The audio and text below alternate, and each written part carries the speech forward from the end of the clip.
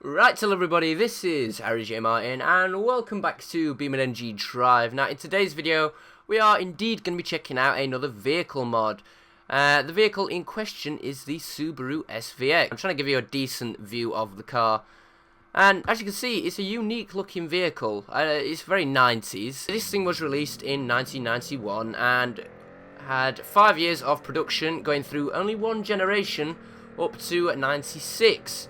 It was designed to compete with the likes of the RX-7 at the time, and my driving isn't really highlighting that. Please, back on the road, thank you. Despite the fact it's cool as fuck looking, I think it's great good. Those kind of rear lights, how they curve around the body to that extent, I think that's cool. Line along the pane of glass on the sides there.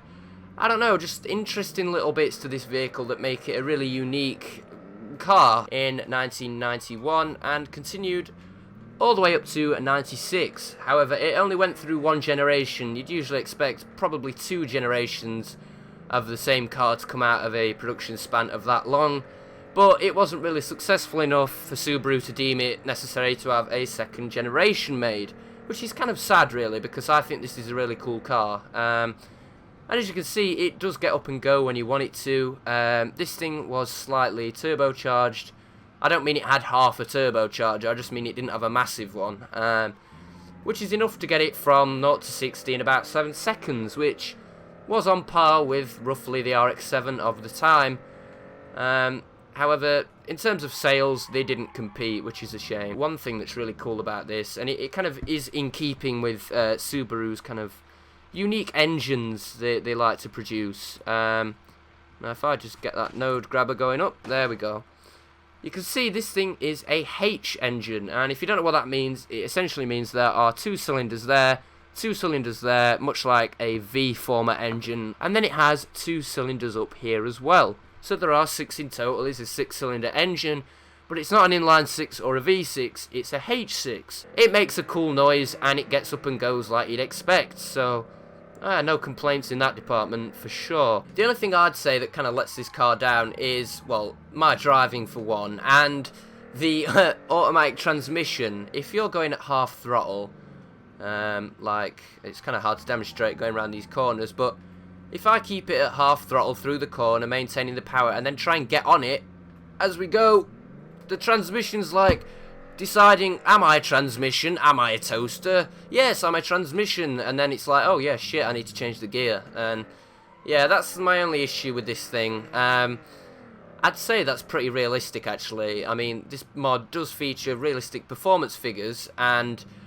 I'd suggest that the transmission probably was that slow back in the 90s as well. They weren't really as advanced as they are these days, so yeah, I'd say that's pretty realistic that the transmission is pretty slow. Another thing is the all-wheel drive system this thing had. It was offered with a 2-wheel drive setup as well, but to be honest, I don't see why you'd go for that over the all-wheel drive system. Like, it can really kind of keep on the power through these corners fairly well, and it keeps the grip up quite nicely, as you kind of seen here.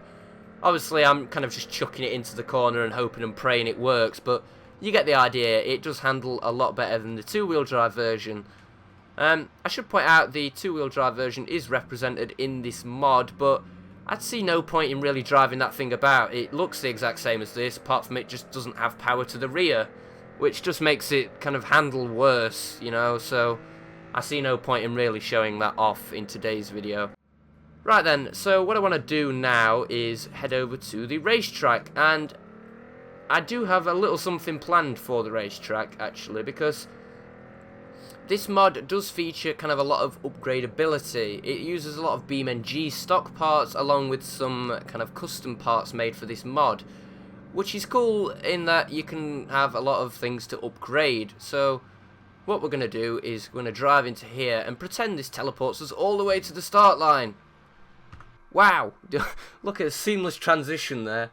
So this is an SVX I have upgraded, and you know, it doesn't look amazing. There are some little issues with it in terms of the parts. As you can see, the front lights there have fallen through the bumper, which is interesting, but this mod is a work in progress, so I'm not going to knock it too much for that. And we're going to try and get a lap done in my highly upgraded fire-spitting SVX, which should be interesting. And if you couldn't already tell, this thing is rapid, and we're already up to about 100 miles per hour coming into the first corner. So yeah, there you go.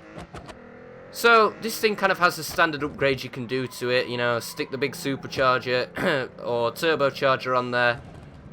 What I've done is stick the turbocharger on, upgraded the suspension in every imaginable way, and obviously upgraded the engine block, because if you try and stick the massive turbocharger on there, I keep trying to say supercharger, then yeah, you just get things blowing up if you don't upgrade the rest of the car. So yeah, don't make that mistake, but come on, there's the boost. There you go, nice.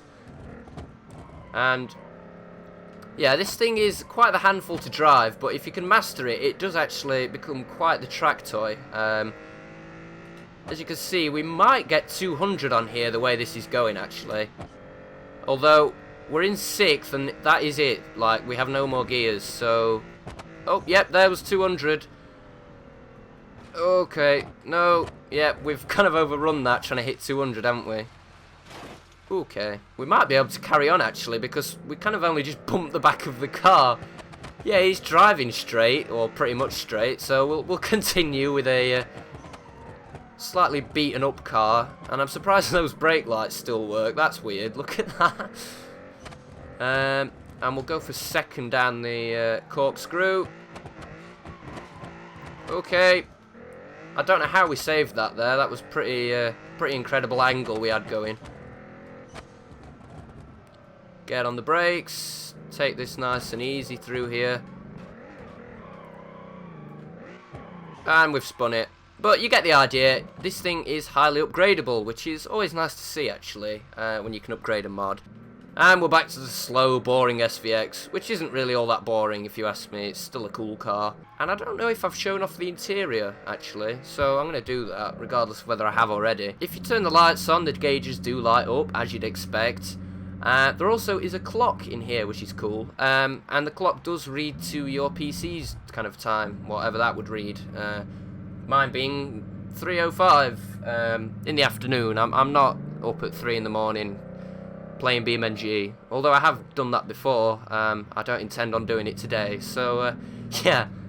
Anyway, enough of the interior, you get the idea. I'd assume this is kind of how an SVX interior actually looks. I can't say I've ever been in an SVX, so I can't confirm that exactly, but I'm sure it is pretty much accurate.